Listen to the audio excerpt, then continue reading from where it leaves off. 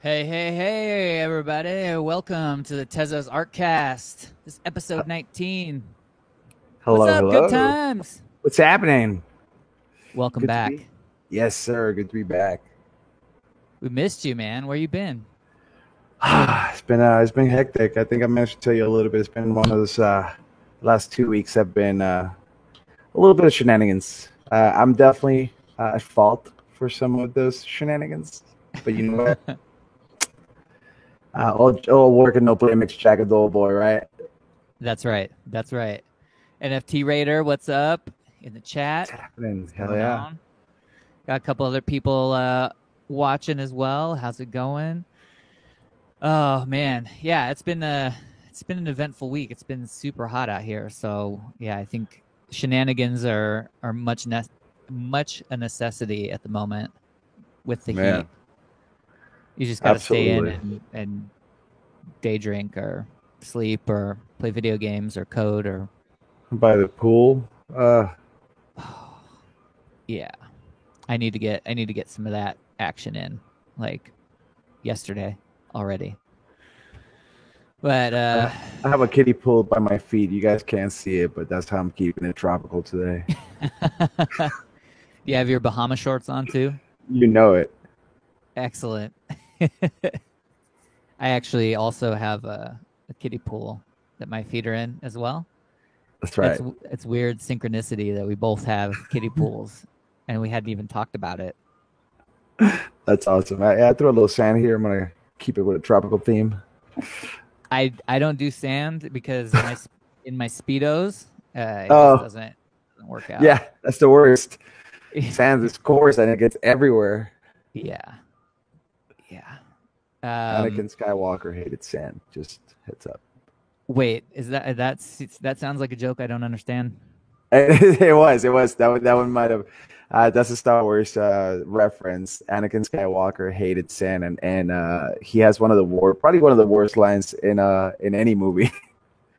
Let me see if I can find a quote. I want to do it justice, but basically he's talking about sand. He's like talking to the princess he's trying to hook up with, and he's all like, oh, being like an emo kid. Yeah. And let me see. It should pull up fairly fast. I don't like sand. It's all coarse and rough and irritating, and it gets everywhere. That's a Star Wars quote. That is a Star Wars quote.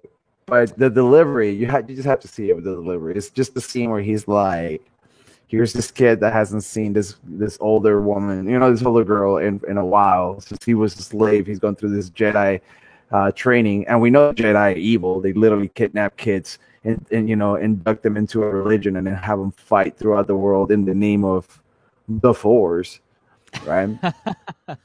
Right.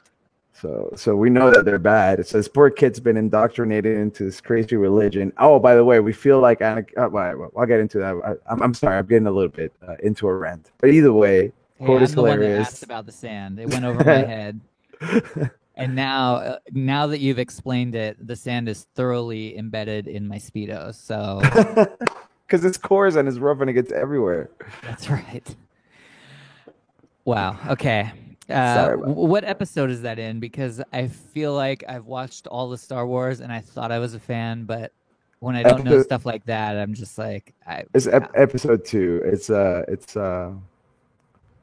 It's from coarse. Sand is coarse and it gets everywhere.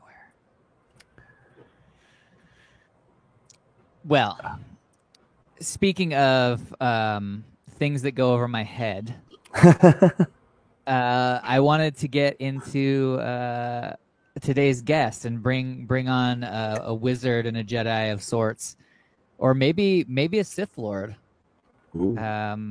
I would venture towards the side of Sith Lord, but we're gonna have to find out. So I'm really excited. It's been a long time coming.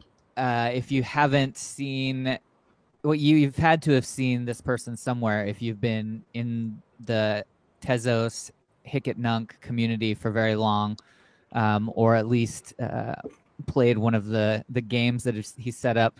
But we want to welcome on and thank you for being here, Order and Chaos. Hello. Sith Lord. Yeah, I don't know about that. How are you? I'm very good. You? Good. Welcome. Yeah. welcome. So we're excited to have you on, and yeah, Pleasure. I say wizard because yeah, I mean it seems like you're doing a little bit of everything all the time. That's all And it's code. magical. Yeah, as long as it's code, I'm happy. Yeah, right. Absolutely. Hey, So go ahead. No, I was gonna say code is in modern wizardry as far as I'm concerned. Yeah, it's all magic, and until you know how to do it, and it's just hard work. Gotcha. That's right. Flygor says, "Are you by any chance British?" That would be right. Yeah, I am. Man, Flygor has wonderful skills of perception there. Good job, Flygor. So can you tell us a little bit about yourself? We're excited to have you here, but just for people that Yeah, sure. don't know you, or yeah. What do you want to know? Well, just okay. So first of all, what's your background in art and coding? Because I know that like on your Twitter, on your stuff, it says I write code. That's Sums it up like pretty much. Very direct. That's a really That good is my sum life. up. Yeah. But how did you get started in that? Did art come before code? Did code come before art? Have they always been together? So I got into coding when I was unemployed for about 6 months, and had to find a new job. So my current wife, she did a degree in multimedia technology, so she pointed me towards, it was Macromedia, I think, at the time. So I was going back what used to be Adobe. Yeah, so I started learning that. I think it just turned to Adobe actually, but yeah. So I started learning Flash in that while I was unemployed, Right. and I saw a job going for a trainee web designer. Taught myself HTML and CSS in 2 weeks up to the interview and got the job. Nice. So that's how I started coding. Didn't know a thing about it, and like when I applied for it, I did not know how to code at all. I just knew I had Dreamweaver installed on my machine. So Yep. So I could go and figure it out. So yeah, 2 weeks later, I like just books, CSS and HTML books, and yeah, just got that job. Did that for a little while, and 3 months into that, I applied to go to university to study graphic design. Nice. So when I studied graphic design, I figured I could teach myself coding, and I was right. Yeah. Whereas I didn't know a thing about design. I mean, I was just absolutely clueless in like art design. I didn't know a thing. So so my background before I was unemployed, I was a welder fabricator for 7.5 years. Oh, okay. So not not in any way art related at all. So yeah, so that was that. Yeah, and after uni, I'd already learned a bit more coding and just got, so after that, straight after uni, I set up a little design studio with a few of my uni mates, ran that for 3 years, and had a lot of websites to make. So I switched more towards the code side of things because I was the only one that knew how to do that sort of stuff, mostly WordPress sites and stuff for a couple of years. But yeah, you have to do what you have to do. Yeah, absolutely. And so, so when you were doing like the welding fabrication, was there like any engineering involved in that you were doing, or was it more taking the plans and executing them? Well, going back to where the first programming language I picked up was FANUC, which was a CNC lathe programming language. Oh, okay. So yeah, so I started as a welder fabricator for 7 years. I was a welder fabricator for 4 years and a CNC machinist for 3.5 years. And yeah, that was my first programming language. So right. You soon learn not to get a decimal point in the wrong place because your machine goes bang. So yeah, so that was right. And that's like, and I mean that's machining and stuff. That's pretty detailed work. That's like a lot of attention to detail and precision. Yeah. That's right. Do you think that did that come in handy, like the way that you approached like machining and CNC? Did that ever play into, or do you think play into kind of how your art developed and how in yeah, in a way. I mean, that's kind of odd, the sort of things that tied in. It's like so when you like, we'd get a drawing, we'd have to work out how to machine it. So it's a visual problem, really. So you need to visualize how the machine is going to cut this piece of material. The tools you're going to need to set up, and the order that you need to put them into the turret, is that kind of visual thinking, problem solving. I think really did help with programming later on. So I can kind of thread code through functions and systems. Like code flow, I'm pretty good with code wrangling, data wrangling. Yeah, I think it shows in what you do, because I remember, again, just how I kind of how we've discovered most of the people that we have on the show is, through our kind of explorations of Hic et Nunc or Calumet, and just stumbling across something and being like, wow, like, what is this? And I think we found the Red and Blue Squadron, and it was like, and for anyone not familiar yet, we just kind of were scrolling, and all of a sudden there's like this kind of like, Galaga style game on the screen inside of, that had been minted, and these drones are just kind of going at it, and I'm like, what is happening? It messed with my head how fast it had moved, because the idea that eventually things were going to be interactive was there. I knew that it was going to happen. I was seeing people come up with different styles of games that, it was definitely like that's where the flow was going. And then and it was just out of nowhere from one day to the other. And I'm like, oh, thanks very much. Again, magic. I'm like, oh, hey, there's an NFT and it's doing a whole bunch of things on its own. That is terrifying. How fast we got there. So the thing that Red and Blue, that was an old script. I'd written it a couple of years back. So it wasn't an NFT. It was just like a little kind of playground project. I wanted to figure out if I could write a game from scratch, just using the stuff that I knew. And that was what it was. That's what I came up with. So the first one was the team deathmatch one, which was just the drones kind of look for each other, find each other, and just if they collide, then they blow each other up, basically. Yeah. So that's what started with that, and I just kept building on it until I ended up with like a more of a kind of a bullet hell game. And the idea was, the plan was to make it a kind of like a management game. So you would it was like Football Manager, but with bullet hell game. So you'd manage your drone squadron. Right. Yeah. So it'd be more of a management sim rather than anything else. But I never actually got time to finish it. But I'm now closer to that than I've ever been before, so I might actually get there one day. Yeah, and so that Red and Blue was kind of like a prototype. Yeah, exactly. And we were, I mean, I know for myself, I was already just like, wow, this was so cool. I can't wait to see what happens next.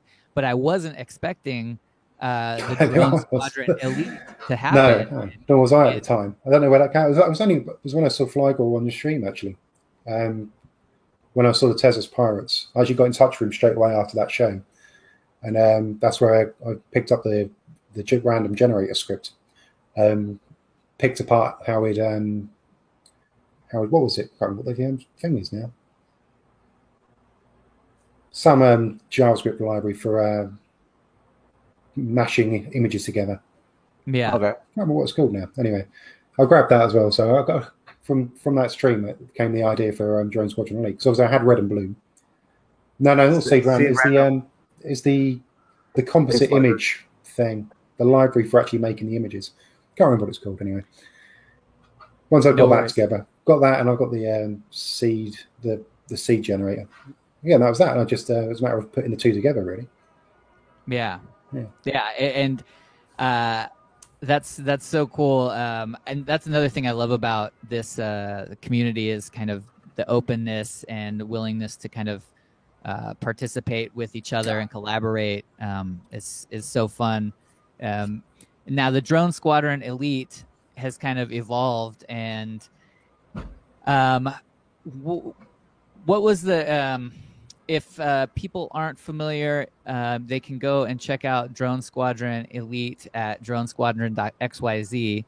And this is one of the so far it's one of my favorite games that's being kind of carried out through the Tezos blockchain, in that you can kind of pit your drones against other drones. But can you give us kind of an idea of why this came to kind of fruition from where you were at? Like what drew you to make this kind of setup, and where's it going in the future? What drew me to it? Well, I won't say. When the idea came to me for making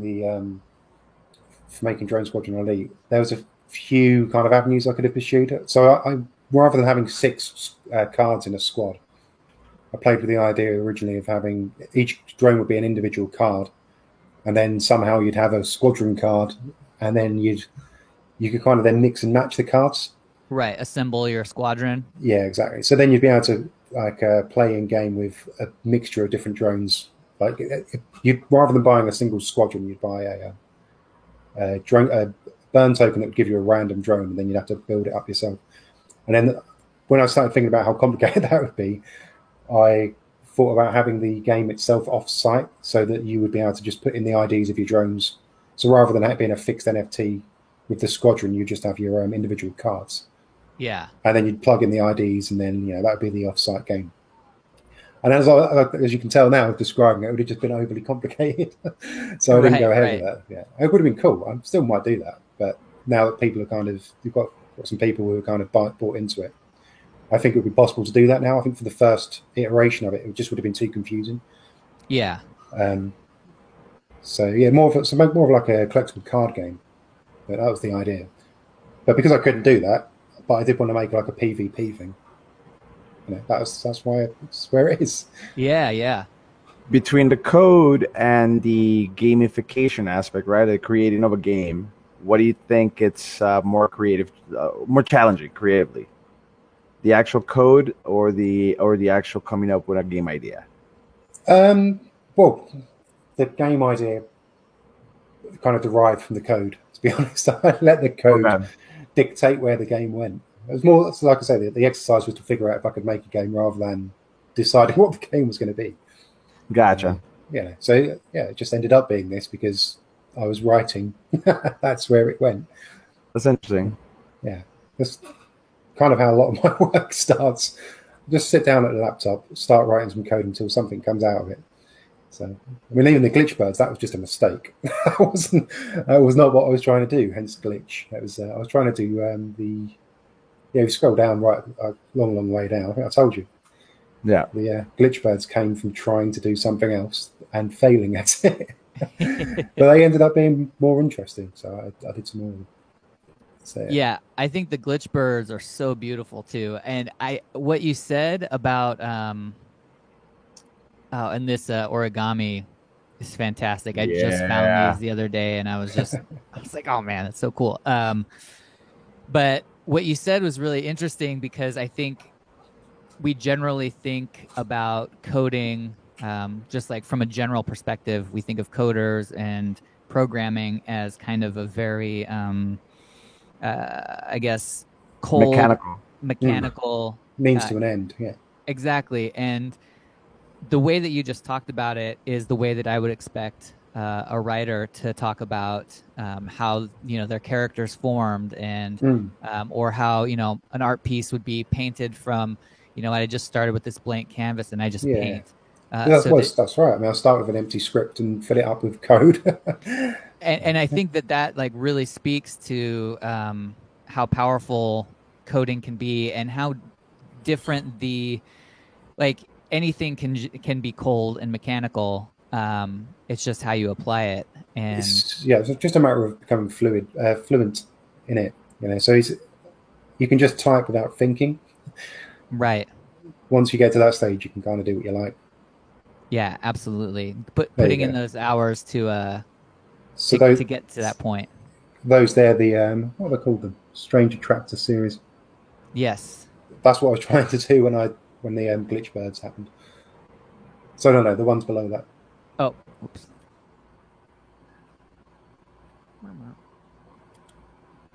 These here. Yeah.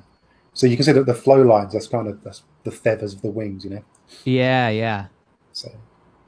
Oh, and these are the ones, these look like port painting almost. Yeah. But yeah, that was the mistake along the way, and that turned out, well, I believe I prefer the glitchbirds to the thing I was trying to do. Yeah. No, it's beautiful. Happy accidents, right? Some Bob Ross. Bob Ross vibes. There was go ahead. There's a question there. There we go. And I'm sorry, O and C, but one of the glitches in our program here is that you have to peer over the box if it ever comes up. Right, I see. So- Yeah, I'm not going to do that. That's can fine. the There we bird- go. But can the birds be rendered for larger printing? And if not, will it be possible to get prints somewhere? There we go. Yes, but last time I tried to do it, I couldn't do it, so I gave up. But it is possible. Yeah. I mean, I just need to map the points to a larger scale and then use those. I could not work out how to do that for the life of me. I haven't ever got it. Someone else has asked about it as well, and Joff has wants a few, so I'm going to work it out. But it's just a matter of doing it, finding the time. Right. But yeah, I think these blades are printed like 3.5 inches or so. You know, if you've got a okay. few, okay. I think they look quite cool still. Kind of dainty, but precious. Well, and I mean, I think when things are even like small and high resolution, they also kind of, it's almost asking for like a mosaic of them, you know, Yeah, like exactly. a full collection. It's like, yeah. And what's the border around them? Is it it looks like words from afar, but Oh, it's just kind of dash lines. So I don't know if you've heard of the illustrator Tom Gould. No, So he does ink illustrations, and it's kind of, well, it's ripping him off basically. He's got that kind of dashed line style for his some textures, okay. and yeah, it's just that. Yeah, So yeah, it's just that's a really again, it's just nice- code, just yeah, It's a just really generative nice art. border, for sure. Yeah. So all of this art, are you doing most of it with processing? Yeah. All of these are processing, unless the interactive ones are all just straight JavaScript and Canvas context. Okay. But yeah, everything else is Java. All the steels are all processing Java. And how did you get into that? Like, how did you discover that? For people that don't know, processing is a language for what is kind of made to be able to teach coding to people who were more in the arts realm or graphic realm, and it's based on Java, I believe. No, I don't know. I don't know. I can't remember how I came across it, but I know that it was last year. I hadn't done a lot of it until about last year, and I kept seeing these tweets come up in my timeline. PCD, which was Processing Community. What was it?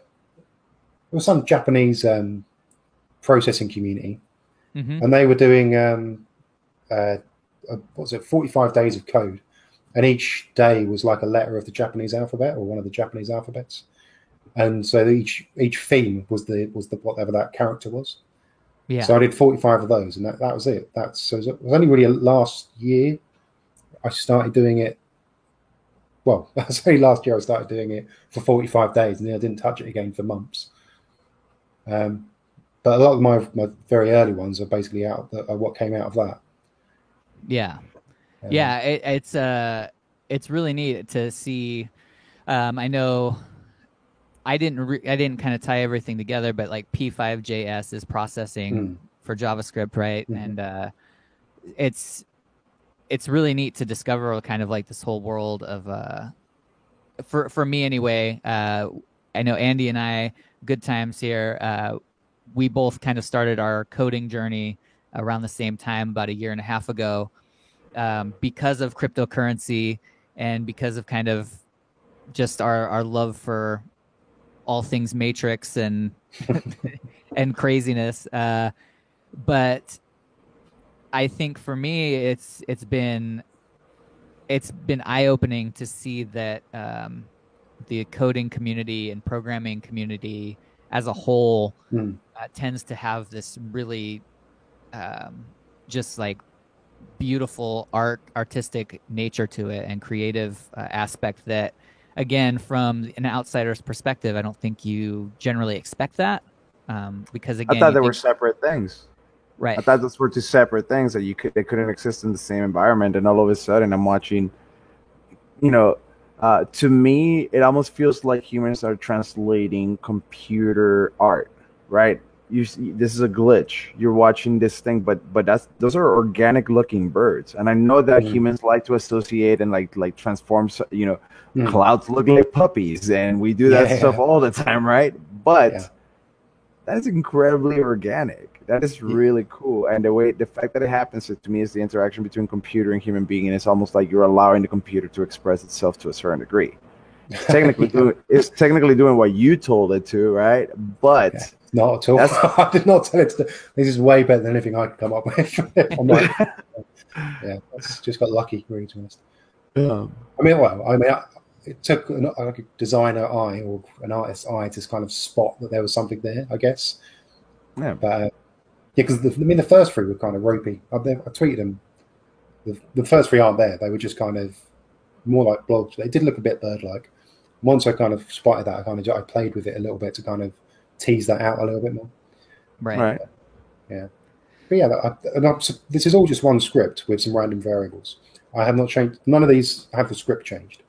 Yeah, but I mean, technically, so are we. We're all technically a whole bunch of script with just slightly different variables, right? Yeah. We share 98% of our day with a banana. Sure. So, well, I mean, good times. You are appealing, so there's no doubt about that. Oh man. As long as I don't split. Don't split on us right now.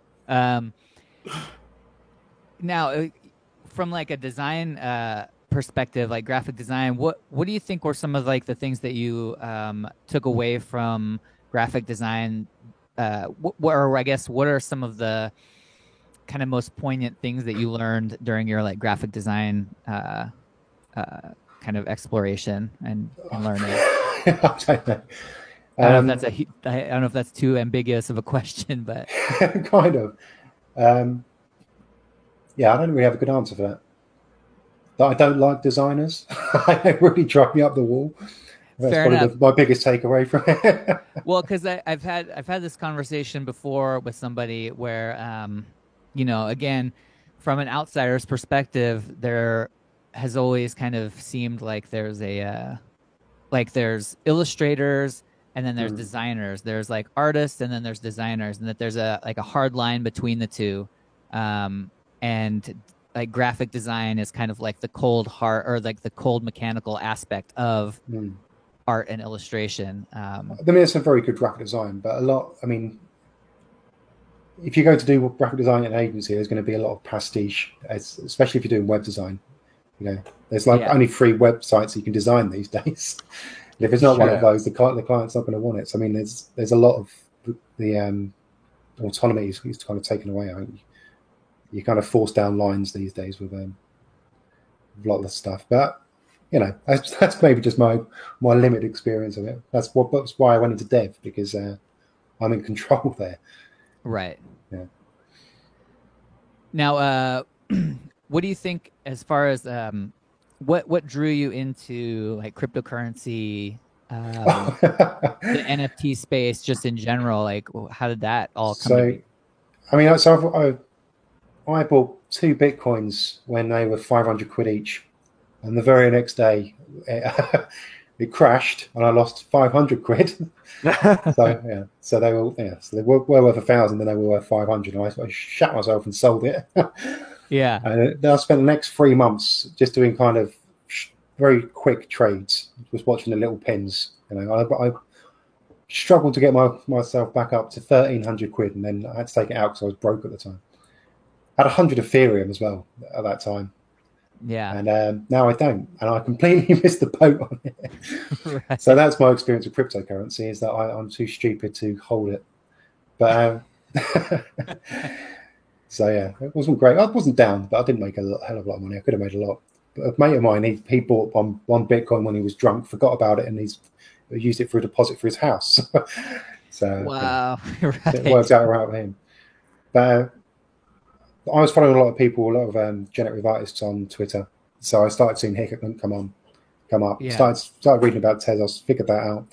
Because I had some cryptocurrency before, it wasn't too much trouble to go and get that set up again. I just minted some work. And that was, like I say, the first stuff I minted was stuff I already had from 45 days of code last year Yeah. from some kind of a Japanese processing community Right. event, and I put one up, and it sold within minutes. So I'm going to put more up. Yeah, and then we're going to right. make more. I just spent the last 3 months working frantically to make more work, Yeah. and got very, very tired and exhausted, and didn't know what I was doing anymore. Yeah, because it seems like you're doing so much. I mean, from the glitch birds to the drone squadron, and then another one of my favorite projects right now is the Hen Dot Radio. It's been busy 3 months or 4 can you tell me months. how that started and everything? Well, it's not a lot to do with me, the Hen Radio. So it was the Because it was a yeah, it's a, collaboration, yeah, it's the right? hackathon, the Hickathon event. I saw a call for developers. I poked my head in, and someone had suggested doing a radio. They weren't really sure what to do. They were doing a gallery, but then somebody, like one of the other groups, had started doing a gallery. So they were saying, should we still do a gallery because they're doing a gallery? And then somebody mentioned something about a radio for audio NFTs, and then that was that. I said, all right, I'll go and make that then. And, Yeah. So after kind of a couple of chats about that, I just went and built it, and the next day it was done. And there we go. Yeah, because I mean, just like Hicket Nunk is like the original website is like very straightforward and easy to navigate. It's the same with the Hen Dot Radio, but it doesn't need to be overly complex, and it doesn't need to be anything crazy. No. And it was so nice for us anyway, just to be able to sift out music. And I think, when we would go through kind of our explorations, we would definitely find music, and we'd find, music videos, we'd find music and kind of set it to the side and, bookmark it. But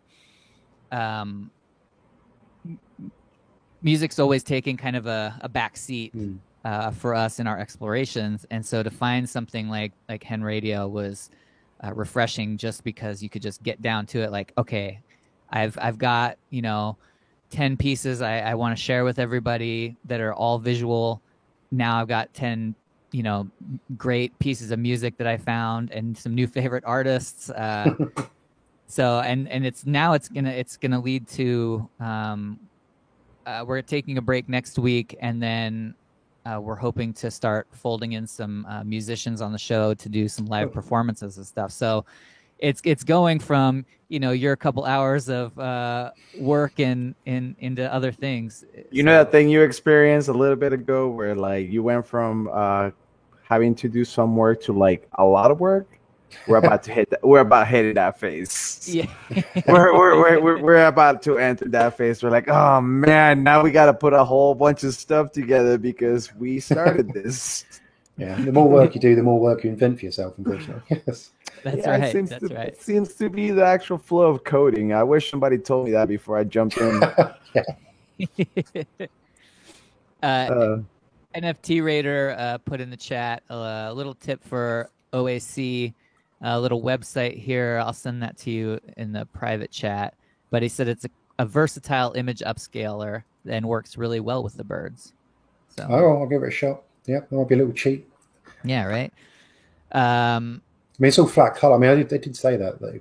I mean, I can do the borders themselves very easily, so I might just redo the borders and then upscale the birds, because it's all flat color. So flat color tends to scale quite well. Just get a little bit more of a feather on the edges. Right.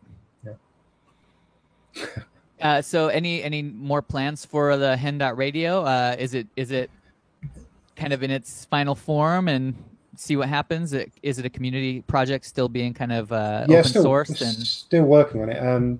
What we're doing next, I mean, really it's just kind of making it a little bit more reliable, trying to improve it like bit by bit.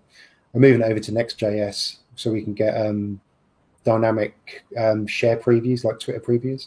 So when you share a link to an object, it will give you like the cover image or something. Right. And the title and description of it. So that will all be in your tweet.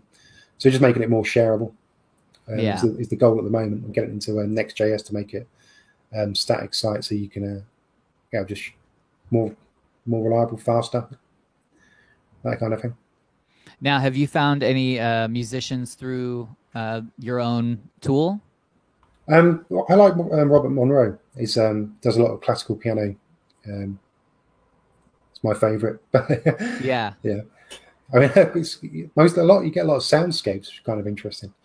Those people recording cities. Yeah. I saw one. It was like Brighton in the afternoon or something, or I don't know. Is it Brighton? I don't know. I haven't seen it. It could possibly.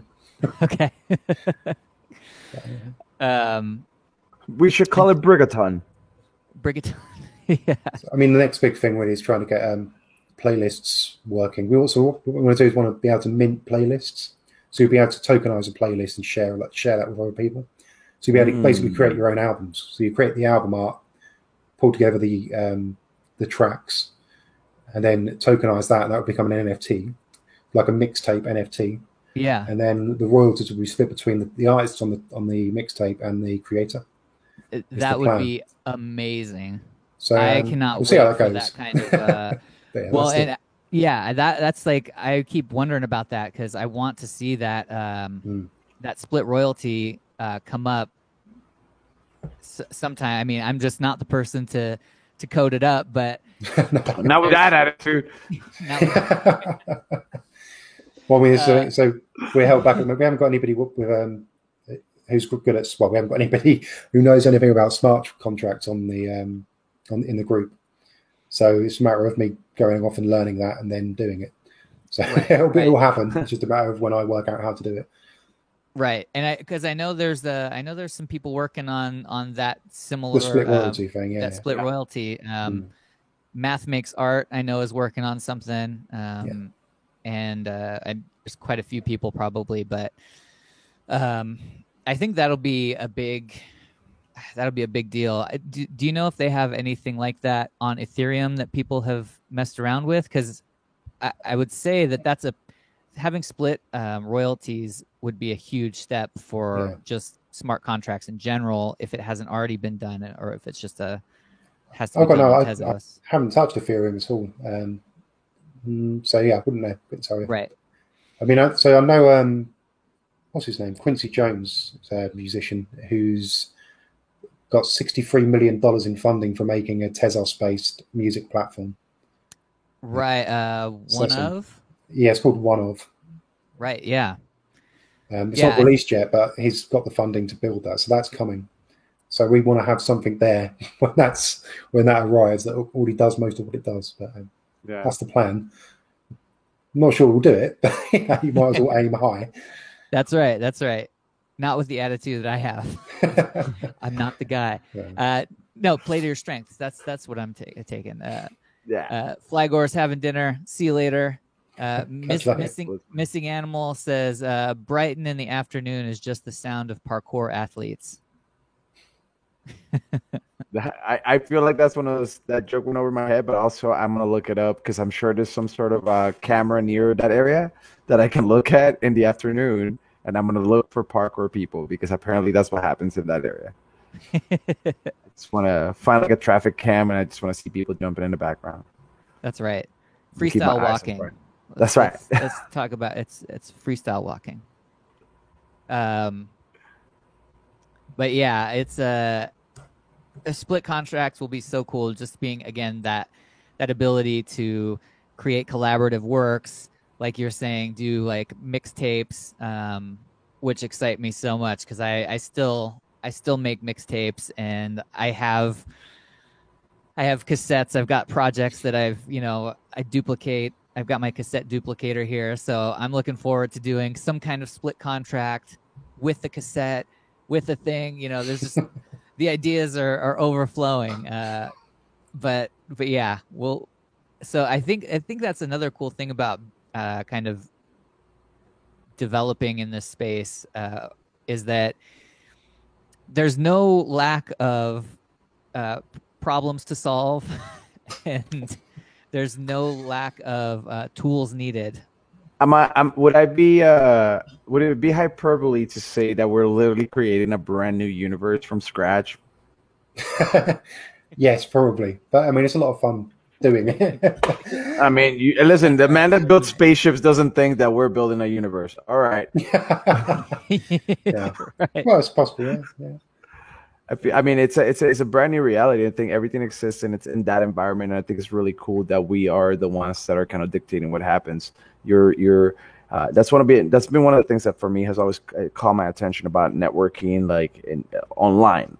When a community comes together and then they decide, you know what, this is how we're going to do things. Because to me, it's a sincere like consensus of what the group wants. You wanna look at good examples of democracy. You're not going to find them in the real world. You have to find them online where communities actually decide as a group, this is what's going to happen. And then they guide it. And to me, Hic et Nunc is a really, really good example of that. The community there, or I mean, not Hic et Nunc itself, but like the whole entire crypto art community right now. We are deciding what's going to happen with NFTs. We're the ones that are pushing where the technology goes. We're the ones that have set the rules. And sometimes when people step outside of those rules, they get cut off fairly quick. It's a very self-policing community. I dig that about it. Ma'am. Now, do you have can you tell me the origin behind the cryptic name Order and Chaos? Well, so the end product of my code is order. The process of creating it is chaos. So yeah, that's where it's from. Very nice. Succinct, and on point. I like it. Almost like code. That's right. It all comes back to the source code. That's right. Awesome, man. All right. You want to look at some art? Yeah. Was there anything else that you wanted to cover? Also, do you have any upcoming projects? I know that you've got a stack of projects on your plate, but do you have some things that you're looking forward to kind of diving into, or not at the moment? So, I mean, Hen Radio is taking up my coding time at the moment. So, more of that, and then I'm not sure what's next. We'll see. Something else probably. Yeah. Yeah, right, something completely different, I think. Right. Yeah. Maybe. Do you do any? That reminds me. Have you messed with soundscapes at all? Like doing like coding and music? I'm terrible. No, I'm not good at it at all. I mean, I just, yeah, not just musical. Enjoy it. Yeah, you just like listening to it. Yeah. Fair enough. Well, that might be the perfect recipe for something brilliant. Because again, you put some kind of chaos in, order is going to come out. So I'm just saying. Not with music, it's just chaos all the way down with me. It's chaos all the way down. All right. Well, if you want, you can hang out. We're going to look at some art like we do. Yeah. So you're welcome to hang out. Or I know everybody's busy and stuff. So you let me know what you want to do. You want to hang out, or let's look at some art. Yes, go for it. Yes. All right. Perfect. Chat it up as well.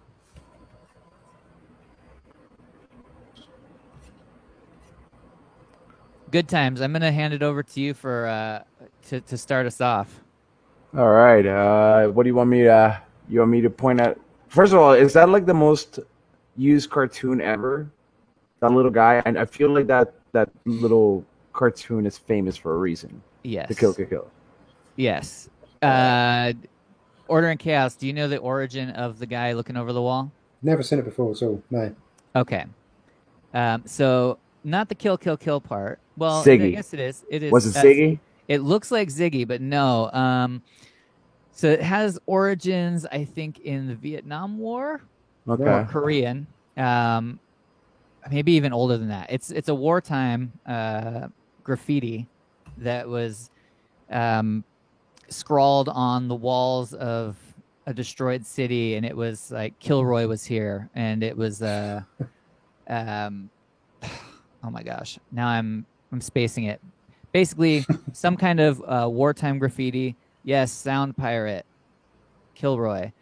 And that's Kilroy right. Was representing, I believe, like the Allies or something. I only learned a little bit about it because of the Styx song "Mr. Roboto" in my childhood, and I love how everything connects. Well, thank you, because I was trying to figure out. I'm like, I feel like I've seen this before. I feel like it has some significance. I'm glad that you knew about it, because it would have taken me all day to figure it out. I'm like, how do I even begin to look that up? So we can definitely continue from there. okay, so it's a meme that became popular. I'm reading from Wikipedia because it was going to drive me crazy if I just speculated anymore. Copy. A meme that became popular during World War II, typically seen in graffiti. Its origins debated, but the phrase and the distinctive accompanying doodle became associated with the GIs in the 40s. A bald-headed man, sometimes depicted as having a few hairs, with a prominent nose peeking over a wall with his fingers clutching the wall. Kilroy was the American equivalent of the Australian "Foo was here," which originated during World War I. Mr. Chad, or just Chad, was the version that became popular in the UK. The character of Chad may be derived from a cartoonist in 1938, possibly predating Kilroy. The outrageousness of the graffiti was not so much what it said, but where it turned up. It was not known if there was an actual person named Kilroy who inspired the graffiti, although there have been many claims over the years. So some kind of famous graffiti that showed up representing the GIs or the Interesting. Yeah. So kill, kill, kill. All Here right. it is in the NFT world. It lives on. It lives on. Immortality. That's how you get it. A meme of its time, Sound Pirate says. I was going to hand the screen over to you so you could scroll. Oh boy, here we go. We are Am I scrolling yet? Yeah. Let me see. Do I have to do anything on my side or no? Yeah, you gotta share your screen. Gotcha. Ooh, that's not gonna be possible. I have Not hiccup possible. I have hiccup on a different computer. Got it. Never mind. But sorry. You stop us. I'm gonna stop on this guy real quick because I was talking about Mr. Roboto and their sound. Again, I'm so impressed of how quickly it went from just pictures to all these other types of media. That was very, very impressive. Oh, with just like the art that you saw on Hickett Nunk, like yeah, because it was a week of like, okay, people are just putting their pictures, their old pictures, even some digital art, but it was all still, and then all of a sudden it's live. Right. Right, like tons of Tezos fan art, and then all of a sudden everything just started to evolve. And yeah, it was organic. It just became this organic thing, and it was just like you could look at it and there was movement. And so I love that about it. Makes most of the medium, doesn't it? Though? Right. No. Cosmic Anatomy series. The mind has its own place, and in itself can make a heaven of hell a hell of heaven. John Milton. Cerebral bisection. Don't quote me on this. I don't know how true it is, but I've heard this idea that the voice of God, or the ability to talk to ourselves inside our brains, happened once our hemispheres began to meld together. Like the hemispheres were slightly separated, and then the bridging happened at some point or another in our evolution. And that's when we started kind of creating religion and all these things where we're like, oh, there's a voice inside my head that I can talk to. And we became self-aware. Again, I don't know how true that is. Oh, that's from Rick and Morty. Yeah. This guy gets it. I was gonna say I don't know if is it really from Rick and Morty? It is from Rick and Morty. It's from I forget the episode. He has a weird name like Nuki, Dookie. Damn, he's gonna kill me. But I was gonna say this looks like the guy that is in my head, probably. That's about right. I'm confused. Yeah. I see booty cheeks. If that's a Rorschach, I see booty cheeks with like that's what I see. I see booty cheeks, but drawn by a 6-year-old, which is why it's confusing. Odd. But kids these days. Or drawn by somebody with their foot. You don't know that. Hey. Could be an older person that chose to draw with their feet instead of their hands. That's right. Some notebook art here. Mad Santa. Which was it? Relics number 1. Speaking of this looks like scanned in. Definitely. I was looking through some files, and I found a page that I had scanned in, and it was my phone numbers address, or my phone numbers page that I kept in my wallet for years before I had a cell phone. And that was quite an interesting thing to find. It was just like one page about this size with marker, just like A through Z of all of my contacts, and then some like random scrawling notes and scratches and scribbles. And it's like, wow, that's right. This is how I used to keep track of people's phone numbers. Guys, we live in the We used to future. remember. We used to just remember the phone numbers. Yeah. Seriously. You can list off dozens of them. And beeper. We'll be able to give you one now.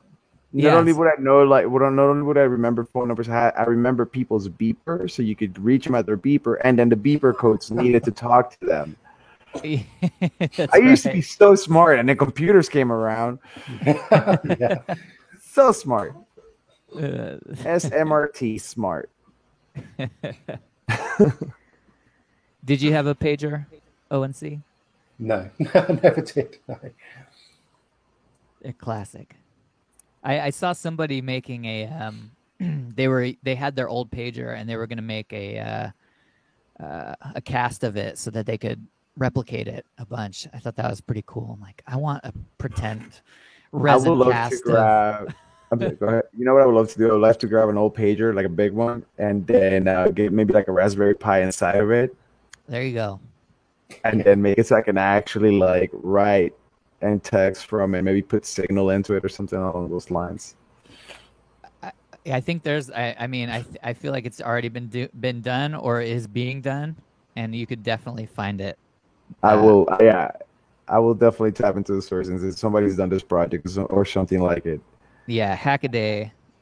They've always got some crazy project like, taking an old Nokia phone and ripping its guts out, but using the screen, and yeah.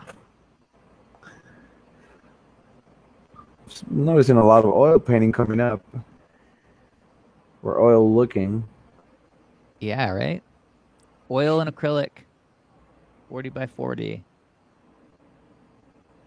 Speaking of war, this definitely looks like some kind of crazy wartime terror. Some of the really dark sides of war. Is the theme for Hicken Nungberry Rusharchy today? Is that yeah, right? It's a lot of interpretation happening today. Roman Casus explores conflicts, politics, nudity, and anonymity. Painting allows him to impart these digital phantoms with a substance. Roman Casus just kind of got my attention a little bit. It's not about what you put in your description. It's about how you say it. Right? That's pretty big, too. Look at that. That's a big one. That's what's interesting sometimes is when you get something like this where he's showing himself hanging this up. It's like you wouldn't expect it to be that large, I think. Which is pretty awesome. I need to figure out what molecule that is. I'll do that later. What molecule that is? In the back of his shirt or his jacket. Oh, right. There's a molecule. Oh, Christ. I pay attention to weird things, man. I'm sorry, guys. So I'm always looking for like codes and stuff like that. Everybody's putting all these paintings and stuff like that. So I'm always looking for people that are hiding stuff on it to see like if it leads somewhere else. I love ARGs, and that's one of the things. I'll give you that. One of the things that I've wanted to do with minting was create an ARG, some sort of like alternate reality game where you come in and you'll find clues in the art and the paintings. This just. I don't have to click, so you know my mind. Get out of my head. I don't have to control the screen. You know exactly what's gonna get me. What magic is this? A Silo Sample sound cart series. I love saying that. Sold. I won that one. Silo Sample Sound Card series of generative One electronic test. music project, right? And there's 4 left. Hey, Yep, Edition of I'm 5, coming. one test. Not bad. right? There's 3 left because I'm about to get one. Yeah, let's see if Would you there's. send me that link, actually, Yeah, if you don't mind? you guys can't hear that, can you? No, I can't anyway. It's really freaking cool. I've one thing I'm plagued with is just sound issues forever. Like, I'll get something dialed in, like, oh, like It's because your silo bot is all out of whack, but now you have the instructions. you're right. My Silo Sample Sound Cart series needs a serious. You just needed the blueprint so you could put it into make it work. Get it working. It needs serious supplemental sound. I don't know. I tried. I just want to say it one more time. The Silo Sample Yes. Sound Cart series. Nice. It sounds good. I'm not even gonna try. Silo Sample Sound Cart series. Silo samples. I'm gonna mint that and send it to Silobot. That is pretty damn cool. Yes, I will bookmark that and send it to you and feature it. It looks like there's a couple more and some stamps, maybe. Flagor's got stamp competition.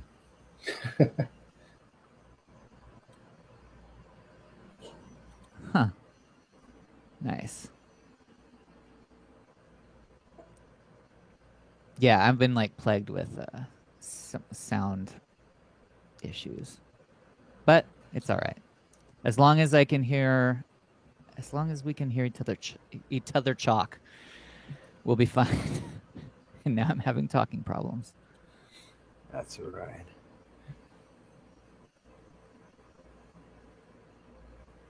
Batman.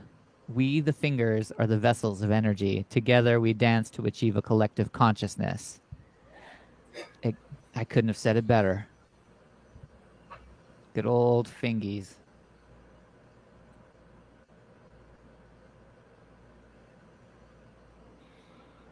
Do you have any artists that you've really been influenced by over the years? ONC? Or some favorites now? So, no. Okay. Bridget Riley, for sure. Yeah, so Bridget Riley's Okay. op art. I think it was it. Yeah, op art. Very good. And can't remember the other guys. Yeah, that's one.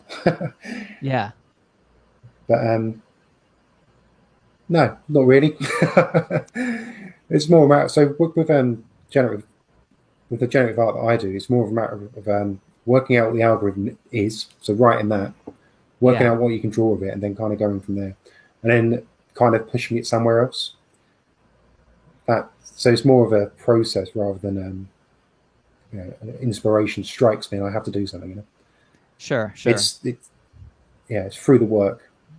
And then when you do one piece, you will have like ideas to have 5 pieces. So it's just that kind of continual process of figuring stuff out as you go. Yeah, I've been taking some time to learn processing.py, and it's so neat once I've gotten past some of the initial steps that were just kind of like brain barriers of there's no way that I can comprehend this. This is like insanely complex. Once I got past like that mentality and realized that it's just, just use some for loops, just like keep it simple. I mean, just basic stuff like, repetitive shapes and whatnot can turn into just, I just stare at them and I'll just change like one little thing and then just stare at it again. And things just kind of like click all of a sudden. You kind of, because I was able to accomplish this, I know that if this was just a little different, it would look even better. Or, I'm saving this version and now I have like, 100 files saved of just different variations of one theme or one, one series of circles or one series of squares. Like, one of the mistakes I make is I just write over everything that I do. So yeah, I don't save any of it. I want that to just be gone. So I'll just carry on writing. Yeah. A lot of the time. So. Well, it's in a blockchain now, so it's forever. Well, that's true. Yeah, the stuff that I do save. Yeah. Right. So I was never great at maths really, but when you can see stuff moving around, it just maths of it makes so much more sense. You don't have to know what the maths is or understand it. You can say, if I put 5 here, it moves over there. You can just kind of, because you can see what it does. You don't really need to understand it. Yeah. Yeah, and I think that's something for me that, again, kind of learning code has been like learning to program and kind of getting to know these different things through learning Python with Good Times. Like every once in a while, coming across a project or adding visuals into whatever I'm doing has been so helpful. Being able to see something loop and not just seeing kind of like numbers outputted or words outputted, but to see, a shape repeating 1,000 times it kind of helps solidify some of those ideas when you're learning. It's kind of interesting, and I'm big into like synchronicities and paying attention to patterns repeating and stuff like that. And funny enough, it literally came from messing around with computers. I don't know if I've told the story on air before or not. If I did, I'm sorry for anyone that's heard it. But when I was little, there was a program called Turtle. I know you've heard it, PC 84. When I was little, there's a program called Turtle, right? And you could basically give it instructions to draw things. So if you wanted to draw a square, you have to tell it to perform. Yeah. It's just processing. But it's literally before any of this. So I would grab that program and I would tell it to repeat a certain pattern. I would just randomly create a pattern and I would watch it repeat itself over and over and over. Now, in these old computers that were not meant for graphics, it was only so many times. The pattern could only repeat so many times before it crashed. So I was like 8 years old, and I was crashing computers everywhere because I was like, "This is hilarious." Yeah. Fast forward to the future, I ended up finding out what I was creating was fractals. What I was doing is having a pattern repeating itself on this whole mathematical concept that's way above my knowledge. And I was like messing around with it at 8 years old, like crashing computers because I thought it was funny. And now it's like an art form. Now it's developed into a full-on art form where people are literally grabbing these patterns, almost predicting what's going to happen with them, and then just changing that accordingly to their needs, to their wants. It's crazy because there is, and I plug in that name, there's both order and chaos at the same time happening. Right? The order of the code and the chaos of like, I don't know what the hell it's going to do. It just does. Yeah, it's one of the algorithms I've not got around to writing yet, but it's on my list. Might do it very soon. There's the Game of Life algorithm. So it's a very simple set of rules. It's like each square changes. Conway's Game of Life. I literally carry it on my phone to show people. I'm like, listen, reality is simple. So Watch simple. this. Yeah, the rules are so simple. Yeah. And they use it now to like predict migration patterns. They use it now to predict the weather. Again, to me, listen, if that's not proof the universe is simulated, guys, I don't know. I don't know what else I can give you. Now, for people watching that maybe aren't familiar with code, order and chaos, what is an algorithm? Because you hear that word so much. And it wasn't until I got into programming that I think it seems like such a scary word. Can you just say what is an algorithm for somebody who's not code savvy? I don't know. I mean, I would suggest it's a set pattern to achieve a defined goal. Yeah, it's just a thing that you use to. It's just a thing you use to make stuff do things. Okay, so it's like instead of instruction. Just some instructions. Right, because I think that's something that I know for me it was like before getting into coding, that was like algorithm. You hear it all the time, like the Instagram algorithm, the Facebook algorithm, and it seems like this like ominous, like almost like an organism of itself, so that just lurks and just wants to destroy humans. But I tend to avoid the definitions of things. There's so many words that are they're just used to make it sound clever. So like polymorphism is one. It's like, it's just giving something a type, so you can have different types of essentially the same thing, have it behave in different ways. It's polymorphism. It's just giving something a type. Right. Why make it so? Why give it such a complicated name? There's no reason to. So Right. my job is basically dumbing everything down to like really stupid phrases. Like it's just a thing you use to make it do things. So that's an algorithm, right? Right. Like a recipe. Ignore the definitions. It's just Yeah, I'll tell you. It's just I'll used tell to you- make people feel more clever about what it is they do. Dumb it Yeah. right down. That's the goal. That's right. That's right. Can I And- tell you a funny story about about algorithms, real quick? No. Okay. Anyway, we're gonna. Sorry. No, you said it so many times, and there's a fascination. There was a clear fascination with that word, kind of like what you just described. I was like, oh man, it keeps popping up everywhere. I'm learning about code and this algorithm word. Even I was watching Kimmy Schmidt with my friends, and they described it as the Al Gore rhythm, right? They use that.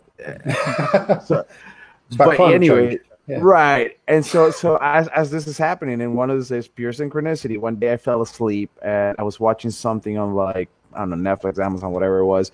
And the next thing that I had lined up was a movie called The Algorithm. And I assumed there was going to be something explaining the mathematical concepts, stuff like that. What I had no idea is that it was like a 5-minute movie, and it was just like, the algorithm controls everything. The algorithm is everywhere. The algorithm is used for this. And it was just like a female voice and numbers passing by, and I was like, what is this, man? And I saw it, and now you have to pay for the movie, and I'm like, I'm not paying to rewatch that thing. It was crazy.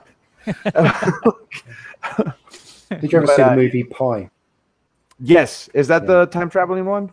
No, it's a Aronofsky? guy tries to work out the equation of everything. Drives himself mad, basically. Darren Yeah, that one. Aronofsky, who did lots of other movies. What Requiem for a Dream. Yeah. He did Pi early on. Awesome Brilliant movie. film. Yeah. We might have to have good times. We might have to have a little watch party night? for that. I think I mean, it's one of the few movies that I found through like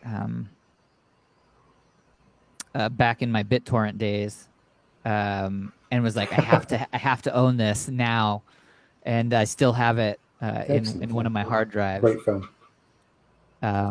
It was like in my like early mid 20s, I think, was when I was like, it was anytime people came over, I would have to have them watch, like if they were like new friends or something. It was like, oh, okay, like, have you seen like Requiem for a Dream? Have you seen? And I would have that like a core before list of Facebook, movies. that's how you judge your friends. Before Facebook, you brought them over, you showed them a movie, and you watched their fucking reactions. You're like, let me see. Hold on. Now you can just look at their list of movies like, no, we're not gonna get along. Yeah, but yeah, Pi is beautiful. That's a beautiful movie. It's a beautiful number, That's right. That's right. and it's a delicious food. And it could also be a hat. And it can be transcendent. Nice. I'm trying to get my tie-ins going, but still got to work on those transitions. Oh, transcendent. A little guy has I like it. It reminds me a lot of the Colombian gold totems that you would find. Colombian gold totems. Yeah, there's like these little totems that they make in Colombia. They used to put them in little, like they were literally made out of gold. I guess there was a lot of gold flowing around that time, and it kind of looked like that. Let me see if I'll find a link and I'll put it up. Shrub Gold Edition, exclusive edition for augmented reality. Cool. So Oh, this it's must. that AR, is it? What's that? That's an AR one, is it? So you could look at it on your phone in your room. Yeah. All right, here we go. Nouveau 11 XR artist. Yeah, we've been talking about doing something like that, or we should have an AR docking station for our drones from Drone Squadron, a drone hangar elite. Do not put artificial intelligence on those things. That's how we get Skynet. Yeah. Well, that's the goal. It's the first They're step. already fighting each other on their own. You're going to give them artificial intelligence.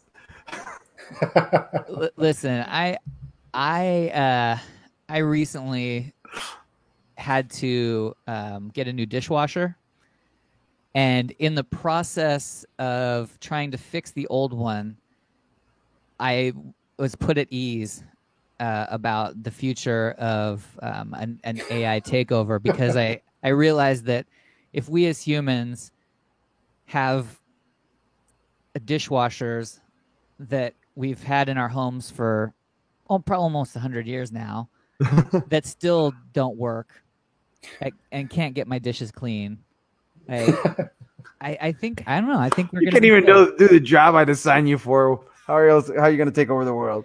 I think we're going to be all right. I think the dishwasher proves there are limits to human ingenuity. That's my take on it. I like it. I feel safer already.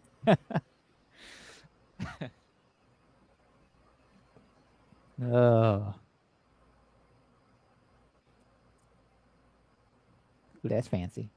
Oh, It's kind of funky.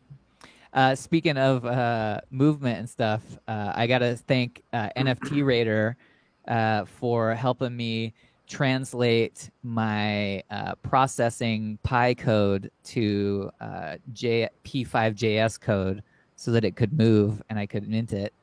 That was a fun project this week that I wasn't expecting to embark on, because I know little to no JavaScript. So I was convinced that there was no way that I was going to be able to not only animate my sketch, but also convert it to JavaScript code.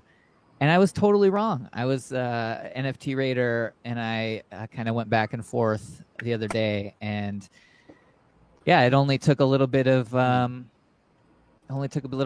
to kind of translate the functions I had written into JavaScript functions and understand, how to define variables was a little bit different, and It's that all the kind of same. thing. Yeah. It was Minor syntax differences. They're all pretty much the same. yeah, which was like a huge boost for my just general feeling of oh my gosh, maybe I can do this. So you know 2 languages now. Already. That's right. Yeah. And maybe, just maybe, in at some point I'll have that realization about SmartPy, smart contract language. Maybe we'll see.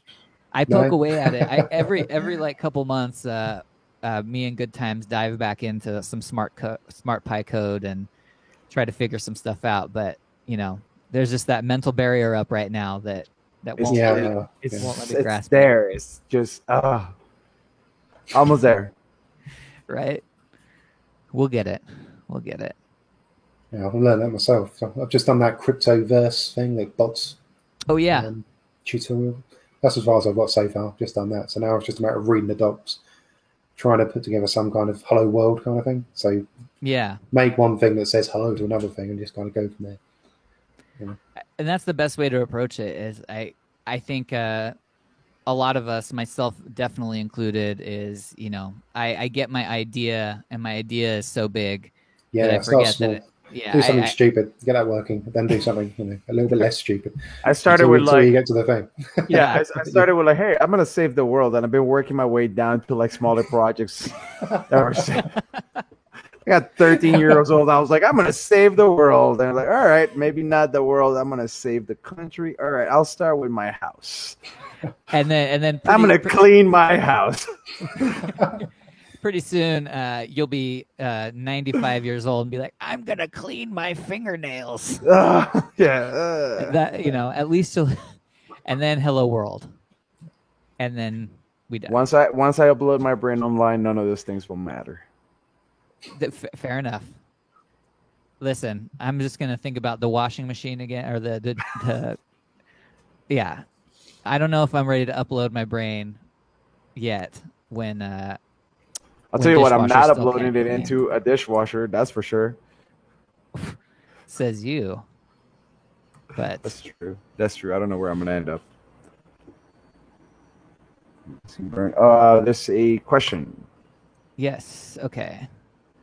Same genre. Now that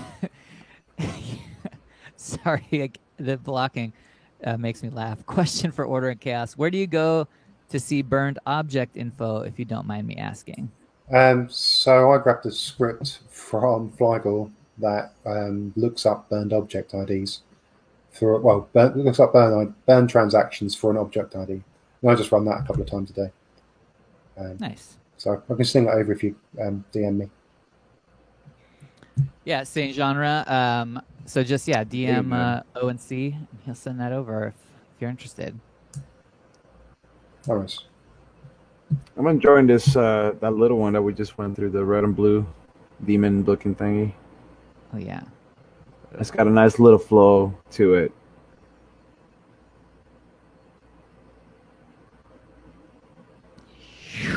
I'm gonna because we can't hear the audio. Oh, there is audio. You have to check it out. Cool. But I'm just gonna improvise here.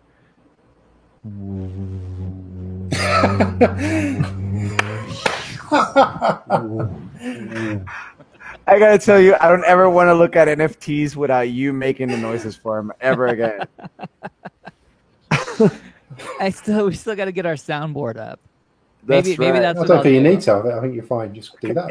I'm gonna 3D print a lightsaber, and I want you to make the sounds for it, and I'm gonna have a soundboard in that thing. All right.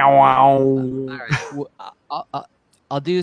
That's what I'll do. I'll do some voiceover work, and I'll do a whole. I'll do a mintable soundboard with all of my sounds, so that people can use it. And in any You way they heard it want. here first, ladies and gentlemen. The first NFT soundboard will be up and running at some point or another. That's right. That is really cool.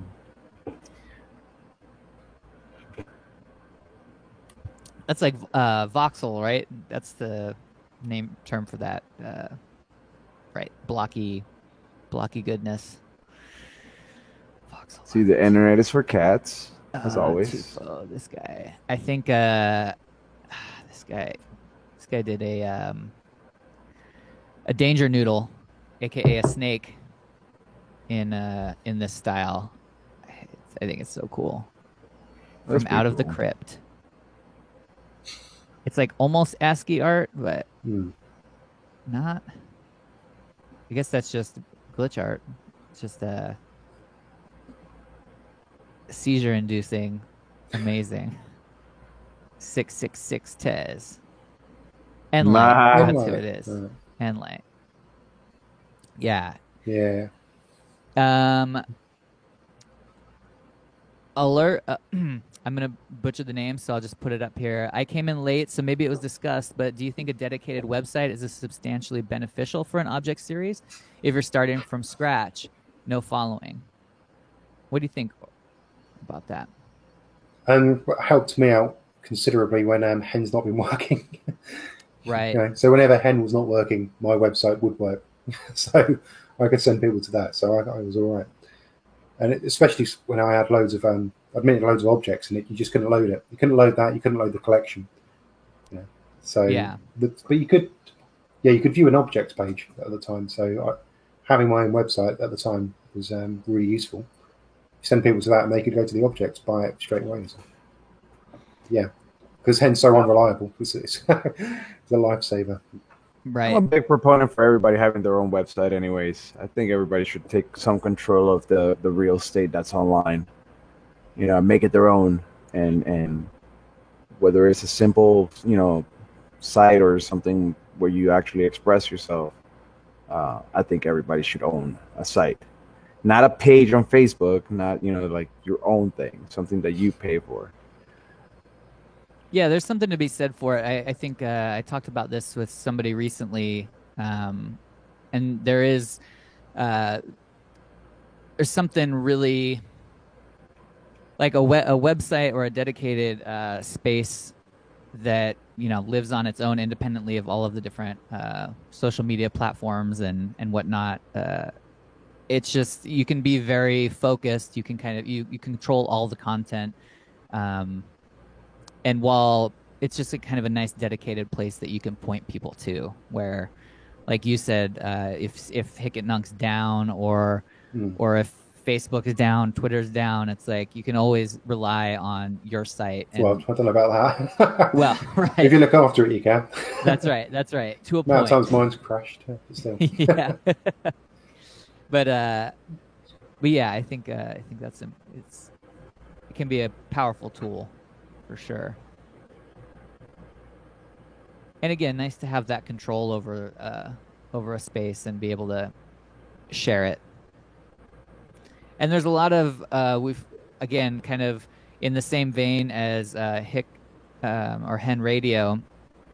We've seen a lot of community developers building like gallery tools and whatnot that are actually really nice. So even if you're not quite ready for that level of commitment where you're like, it seems kind of scary to get into that realm of web development. There is, I'm looking for it right now. There's quite a few tools where you can set up a gallery. But one specific one that I just used recently to make a Tezos Artcast gallery, I want to find to share. What is this one? Okay, this is my personal gallery. Hexpo. That came out of our group. Nothing to do with me. This was the gallery they were working on when they were talking about Hen Radio. So that's what came out of the working group that Hen Radio was in. Okay, yeah. So yeah. And Andreas, and this is just I thought this was really nice. Like again, this is I don't have a lot of stuff minted, but for the future, as I continue to kind of grow what I'm minting, just the layout is really simple and straightforward. You can curated by, you can create galleries in curate galleries as well. You don't have to just have your work, but nice and straightforward and free. So that's my better. favorite number, 43. And that's Hexpo, if anyone's curious about that. Hicketnunk.tools, yes. Agreed. NFT Raider with the truth right here. Hicketnunk.tools. NFT Raider.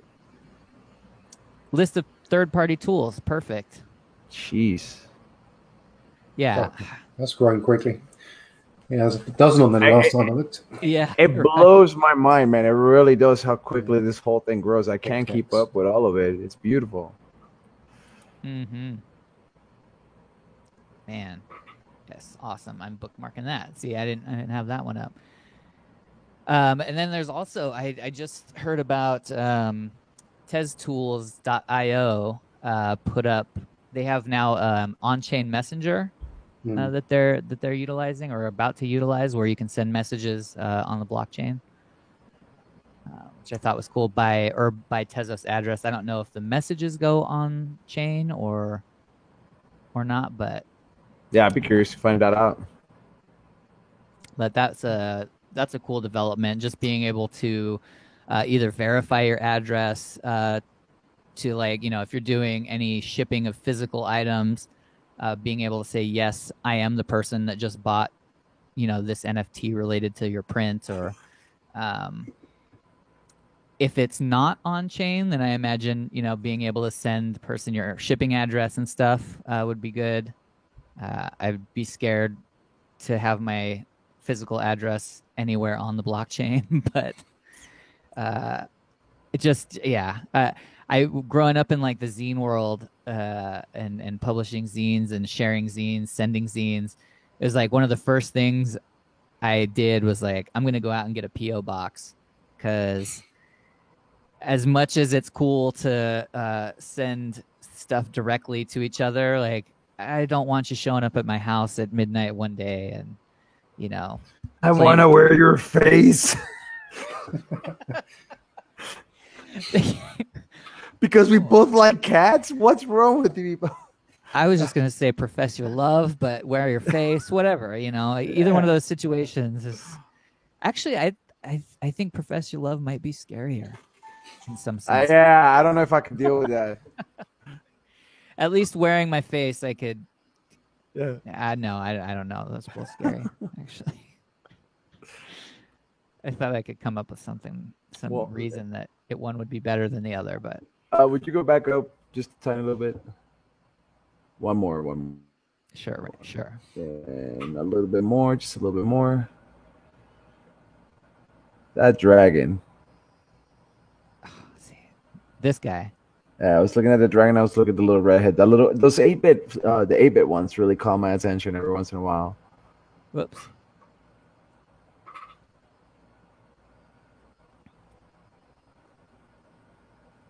Fortune Dragon, number 150, a family of wealthy fortune dragons comprised of 1,000 algorithmically generated characters randomly chosen and minted as 1-1 NFTs to be claimable on the blockchain, created by MZ Studio 8 and Mr. Engineer.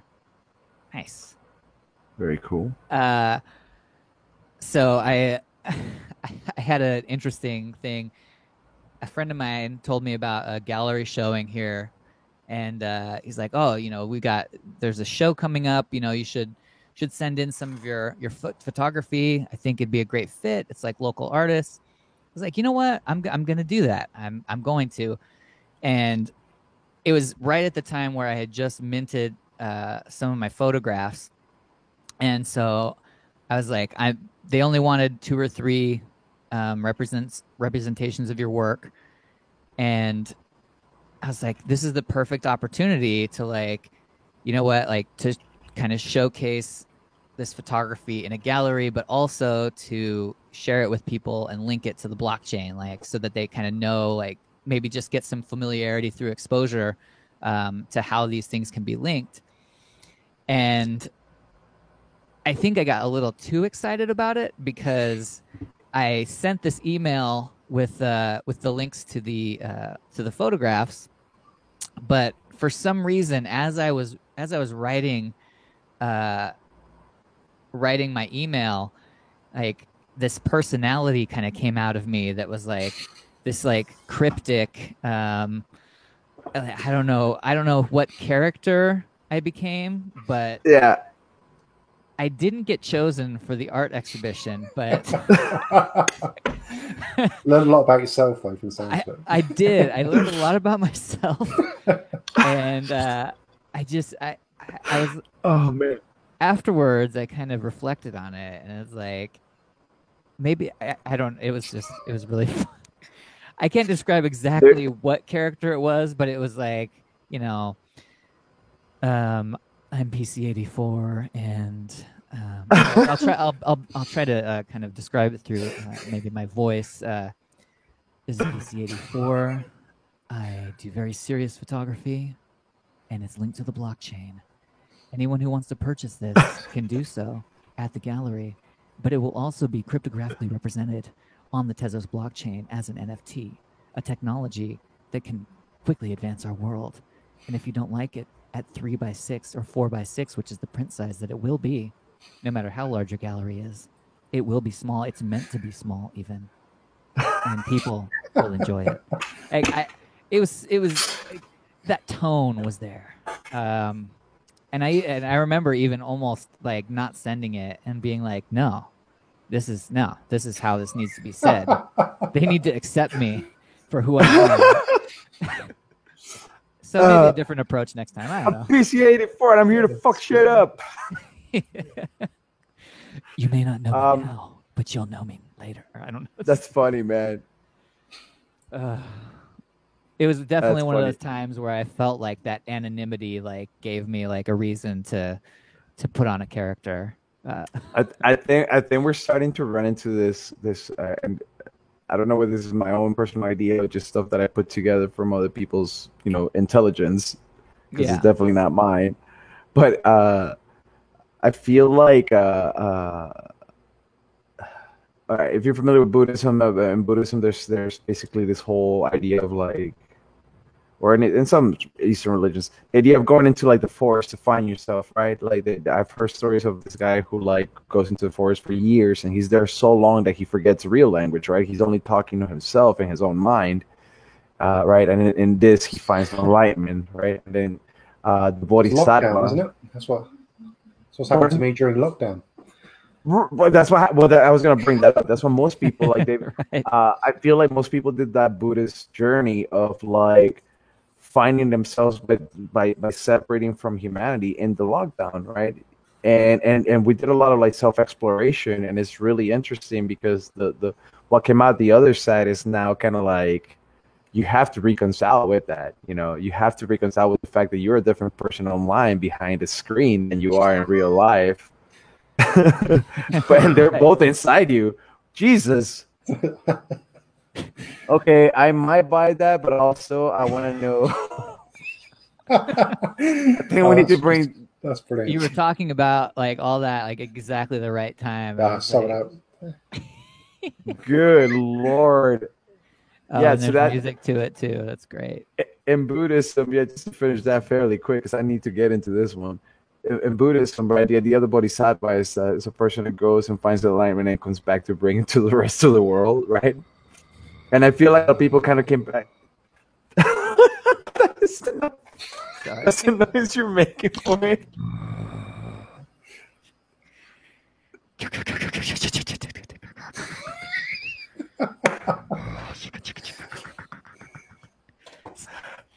I need that as a ringtone.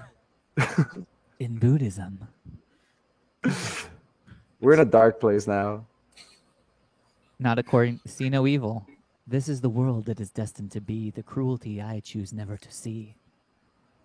Choose no evil. That's what it says there. Okay, so you were saying. Oh, I'm done. I'm done. Let's see if she puts her eyes out in any of these other ones. I need that person's Instagram so I can. I'm curious. Whatever she's looking at, she's happy that it's dying. That's what I see there. Train of thoughts, train of Very visions. serious. The reflection is a different person. Oh shit! I didn't even see that. Yeah, It actually like startled me a little bit because I did not see it. I was just focused on her. I'm glad that the reflection isn't poking her eyes out. But that's cool. Midway daydreaming, train of thoughts, train of dreams. Nice. We go back. Yes, I love it. That's cool. I would like to know if this was done during lockdown. Yeah, right. That was definitely. That's funky. That is very sporific, super mushroomy, sportastic. Coral coraza. Okay, I see some coral action there. Abstract sculpt piece in motion. That's really nice. Had you experimented with the object auctions during the Hicket Nunk outage? Yeah, I didn't do great with them. I sold one to Math Makes Art. So yeah, one sold. But yeah, didn't get a lot of traction with Object Bid, to be honest. I had a couple of offers actually. That was kind of cool. So a couple of people had made some offers on some pieces that weren't up for weren't swapped on Hicket Nunk, so they went as well. So yeah, I mean, Object Bid was useful. Yeah, it's cool to be able to put offers on things that maybe aren't for sale or you know. Yeah, definitely.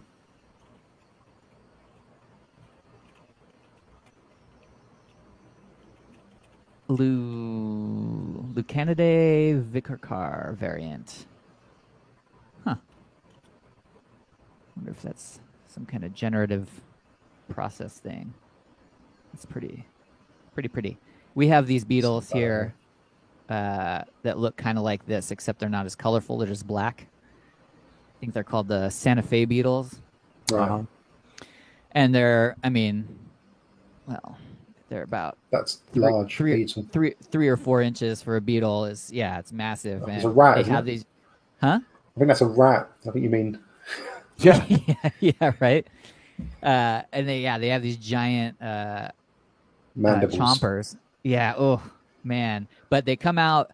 The other day we were out in our backyard, and the sun was going down. My buddy was in town from Phoenix, and he says, "Oh yeah, you got the Santa Fe beetles are coming out. You know that means it's gonna rain." And I said, "What?" He says, "Yeah." He says the native tribes in the Phoenix area anyway, they see these beetles coming out in the summer as a sign of the monsoon, and when they do come out, like, you can expect rain within a certain amount of time. And I was waiting, and sure enough, it actually thunderstormed about 5 days later. I was impressed. I will. The only problem is like they have wings. No way. So right, yeah. they can get some lift from those big wings, and I've seen them fly into people's heads, Oh my god. and scare the crap out of people. Yeah. But they're a strange character. Hello, strange characters. That's Oh my lovely. Is that how you get love? Because I see hearts coming out. Harvest your adoration too. Okay, I can't wait to read this. Pull on the skin tagged others of pointless worship until they excrete their sinewy threads into a slop bucket that you'll feast on for a week. Pull until you can't pull anymore. Milk them dry and kill their source before moving on to the next. Let the rusted bucket be your burden. Let the bucket be your prize. Let the sour taste of empty adoration curdle in your stomach with last week's failures. That's quite incredible. That is wonderful. I am glad that these people are finding an outlet here. Me too. Oh my god. I know, and I mean that. I know that came out very hilariously, but I really mean that. It's really cool because. Oh my god. I mean, not only is this it's an interesting look at society. I mean, look at some of that art right there. Die with the most likes. Okay. We'll be reaching out to Die with the most likes. I'm into it. The return. Yeah. This series right here is definitely getting my attention. Bloomin' Human. Saturdays are for realizing you'll die alone, consumed in regret. That's every day. Yes. Yeah. That's right. You have to limit that to Saturdays. Exactly. Oh man, that's good stuff. I like this a lot. I'm digging it. Oh my god, these are great.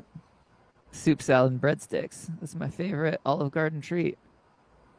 Do you have Olive Gardens over across the pond there? Not that I know, Olive not Garden around here, not restaurant? in my parts. No. Yeah, I guess you're too close to Italy for that. Too close to Italy for Italy to let that happen, man. Yeah. Seriously.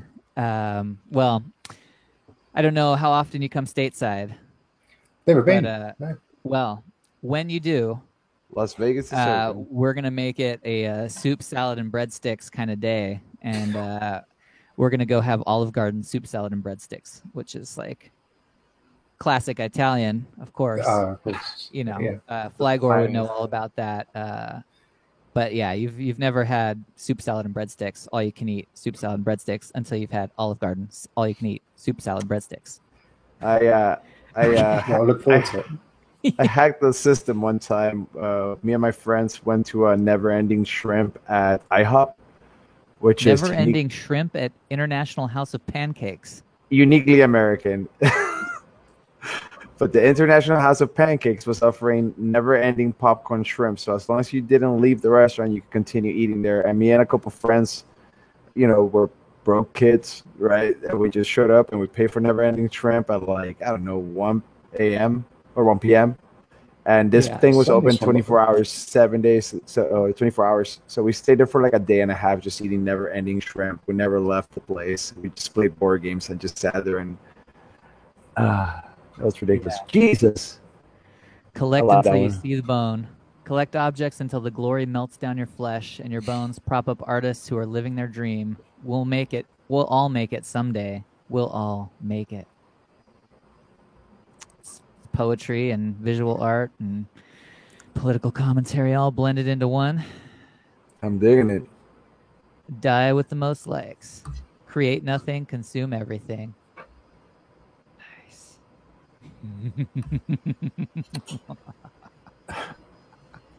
Definitely put him on the list.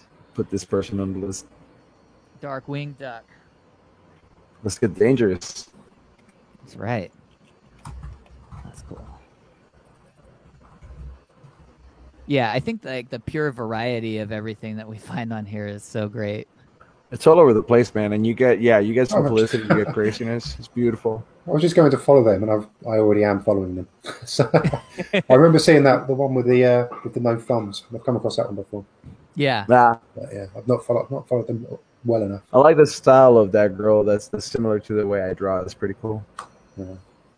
Very cool. Cinetube 8. Okay, so this is interpretation. Huh.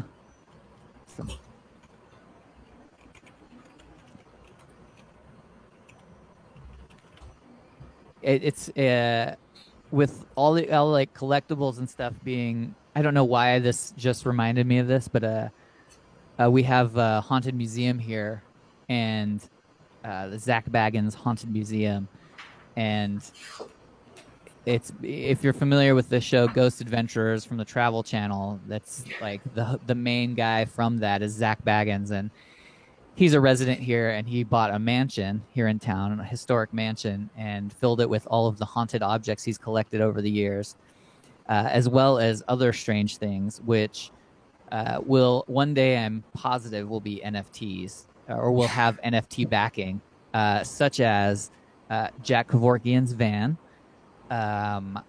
the last chair the chair that Michael Jackson died in, Patrick Swayze's jacket that he was wearing in the last DMV photo that he took 6 months before his death, and Ed Gein's cauldron that he cooked human bones in. So, yeah, those will be on the blockchain soon enough.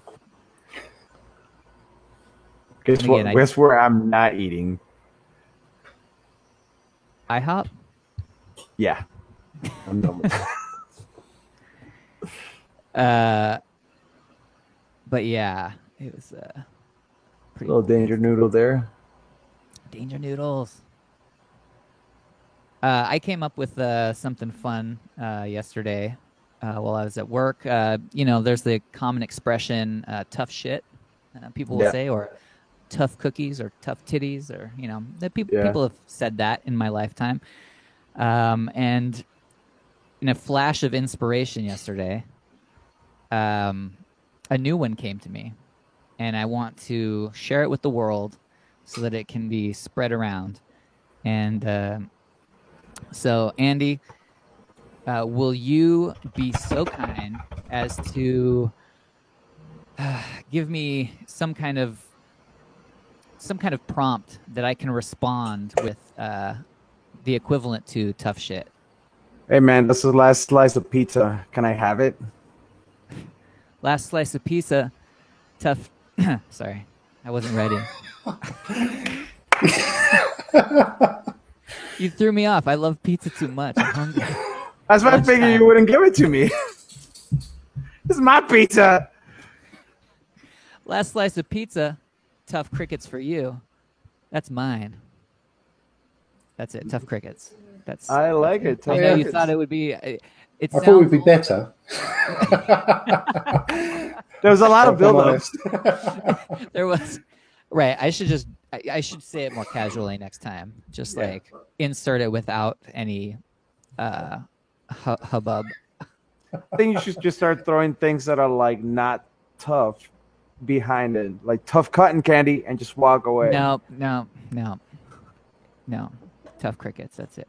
Tough grades. We're staying with tough crickets. I like it. Philip Trezet here.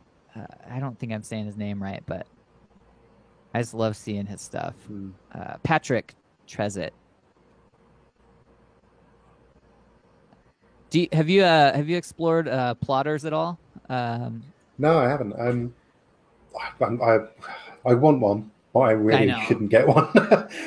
Right. I would probably use it for a week and then stick it in the corner of my room, and it would just gather dust. Yeah. So I'm not going to do it. But that's my dilemma they do too. look cool. They do. I mean, it's just fun watching the time lapse videos and stuff of them. It's just crazy. Yeah. Well, I spent enough time watching CNC Mills do pretty much the same thing. I mean, I had my fill of it, to be honest. Yeah. Right. That's right. Hidden token. You found it. Transfer this token to the specified wallet to claim your reward. I wonder if this is part of the what is it, UAnon?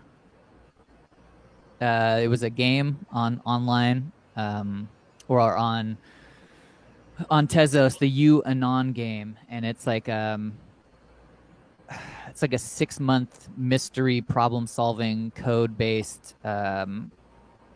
It's like Satoshi's Vision or whatever, or not Satoshi's Vision, Satoshi's Treasure. Satoshi's Treasure, but for Tezos. So you solve all these problems along the way, and then at the end there's a wallet that you unlock that has all this Tez in it. So I'm wondering if this isn't a piece of that puzzle. We'll bookmark that, and I'll mess with that later. I'll try to tie it in.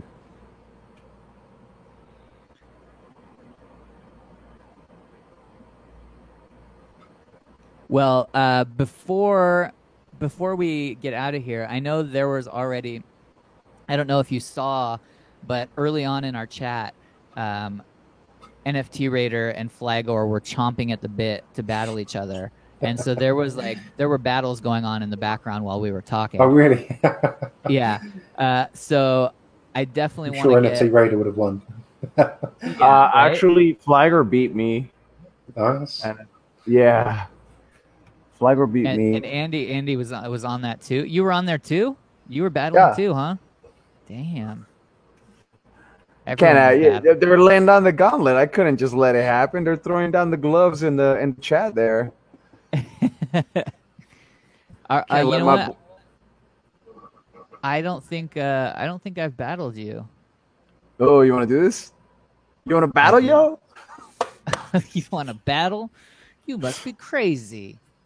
The heat. Your squad versus my squad right now. Perfect. This will be you once we're done. No. All right, here we go. Yes. I'm gonna exit full screen over here.